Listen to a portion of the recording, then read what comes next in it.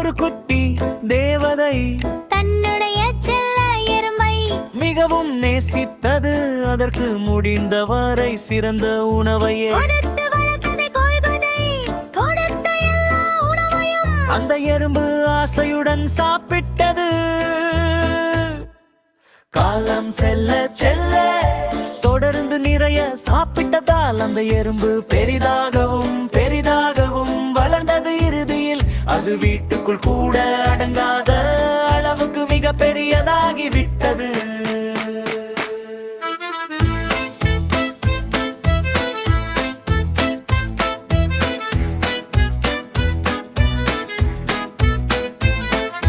வேறு வழியில்லாமல் அந்த தேவதை எறும்பு அந்த எருவல்டு ஒரு உயிரியல் பூங்காவுக்கு கொடுத்தது. அந்த பூங்காவில் அனைவரும் அந்த தேவதரும் அழகாய் அழைத்தனர்.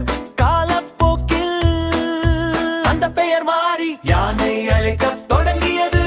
இன்று மக்கள் உயிரியல் பூங்காவுக்கு சென்று யானையை பார்க்கும்போது அந்த வித்தியாசமான பெயருக்கு பின்னால் இருக்கும் இந்த கதையை யாரும் அறிந்திருக்கவில்லை.